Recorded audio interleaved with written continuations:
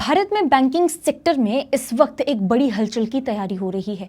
खबर है कि जापान की दिग्गज बैंकिंग कंपनी सुमिटोमो मित्सुई यानी कि एसएमबीसी अब कोटक महिंद्रा बैंक से अपना पूरा निवेश बेचने जा रही है। ये निवेश कोई छोटा मोटा नहीं बल्कि करीब 1.65% हिस्सेदारी है, जिसकी कीमत करीब 6,000 करोड़ आकी जा रही है। अब आप सोच रहे होंगे कि आखिर जापान की इतनी बड़ी कंपनी जो भारत में अपना पकड़ मजबूत करना चाहती है, वो कोटक महिंद्रा बैंक जैसी नामी प्राइवेट बैंक से क्यों बाहर निकल रही है। यही है आज का सबसे बड़ा मुद्दा। इस सवाल को और आसान शब्दों में हम समझने की कोशिश करते हैं। मान लीजिए आपके पास एक घर है जिसमें आपने निवेश किया हुआ है, लेकिन अचानक अब आप एक नया घर खरीदना चाहते हैं, तो जाहिर सी बात है पुराने घर को बेचकर पैसा निकालना ही सबसे सीधा तरीका हो सकता है अगर आपको फंड चाहिए तो। बिल्कुल ऐसा ही मामला सुमिटोमो के साथ भी हुआ है। तो फिर सवाल खड़े होते हैं कि ये पैसा कहां लगेगा और कोटक महिंद्रा बैंक के शेयर धारकों पर इसका क्या असर होने वाला है।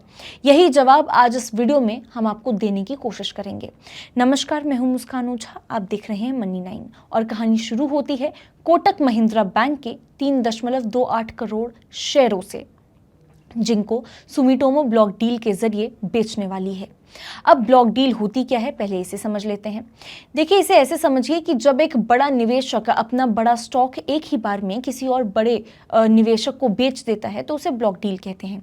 यानी जो छोटे आम निवेशक होते हैं वो इस डील का हिस्सा नहीं होते हैं, बल्कि बड़े विदेशी निवेशक, म्यूचुअल फंड या फिर बीमा कंपनियां जैसे खरीदार ही इसमें शामिल होते हैं। अब सवाल है कि सुमिटोमो को इतनी जल्दी पैसा चाहिए क्यों। इसका जवाब है येस बैंक का डील। पिछले कुछ महीनों में आरबीआई ने सुमिटोमो को येस बैंक में 24.99% तक हिस्सा खरीदने की इजाजत दे दी है। ये कोई आम सौदा नहीं बल्कि अब तक का सबसे बड़ा क्रॉस बॉर्डर डील माना जा रहा है, जिसमें एक विदेशी बैंक किसी भारतीय प्राइवेट बैंक में इतना बड़ा हिस्सा खरीद रहा है। इस डील के तहत सुमिटोमो येस बैंक में 20% हिस्सा खरीदने वाला है, जिसकी कीमत लगभग 14,000 करोड़ रुपए बताई जा रही है। और इस हिस्से को खरीदने के लिए State Bank of India, Axis Bank, Bandhan Bank, Federal Bank, HDFC Bank, ICICI Bank, IDFC First Bank और कोटक महिंद्रा बैंक ने अपना अपना हिस्सा बेचने का समझौता किया है। यानी येस बैंक को दोबारा मजबूत खड़ा करने के लिए ये सारी बड़ी बैंकें अपना कुछ ना कुछ स्टेक सुमिटोमो को बेच रही हैं। अब आप सोचिए कि आरबीआई ने सुमिटोमो को येस बैंक का प्रमोटर क्यों नहीं माना। वजह साफ है, अगर उन्हें प्रमोटर माना जाता तो उन पर और भी बहुत सारे सख्त नियम यानी कि रेस्ट्रिक्शंस लागू हो जाते। जैसे बैंक में मिनिमम कितनी हिस्सेदारी हमेशा रखनी होगी, मैनेजमेंट पर कंट्रोल रखना होगा और कई तरह की कानूनी जिम्मेदारियां निभानी होंगी। लेकिन आरबीआई ने साफ कर दिया कि सुमिटोमो को सिर्फ एक निवेशक माना जाएगा, यानी एक इन्वेस्टर माना जाएगा, प्रमोटर नहीं। इसका मतलब ये हुआ कि उनके लिए पैसा लगाना और आगे उसका इस्तेमाल करना कहीं ज़्यादा आसान हो जाएगा। इस बीच अगर हम कोटक महिंद्रा बैंक की बात करें तो उनके जो नतीजे हैं वो मिले जुले रहे हैं।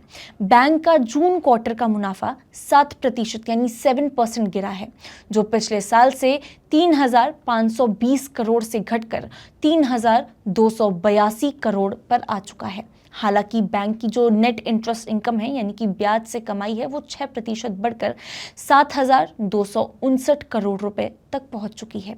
यानी बैंक का कोर बिजनेस ठीक है, लेकिन कुछ और कारणों के वजह से मुनाफा जो है वो नीचे खींच चुका है। इसी वजह से जब सुमिटोमो स्टेक बेच रहा था तो उस वक्त कोटक के शेयर लगभग फ्लैट ट्रेड कर रहे थे, 1,947 रुपए के आसपास। अब कहानी का असली मतलब समझिए। एक तरफ एक विदेशी बैंक अपना पैसा निकाल रहा है ताकि दूसरे भारतीय बैंक में बड़ा स्टेक ले सके।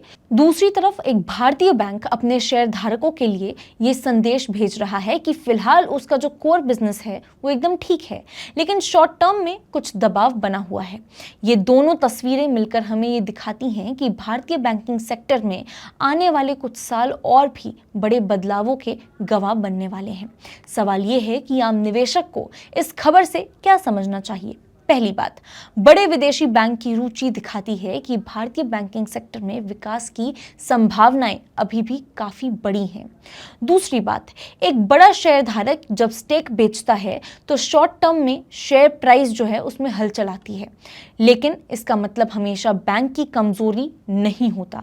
और तीसरी सबसे अहम बात, यस बैंक के लिए ये डील एक नए युग की शुरुआत है, जहां एक ग्लोबल प्लेयर जो है वो उसके साथ खड़ा है। आज के लिए बस इतना ही। ऐसी ही और वीडियोस के लिए देखते रहिए Money9।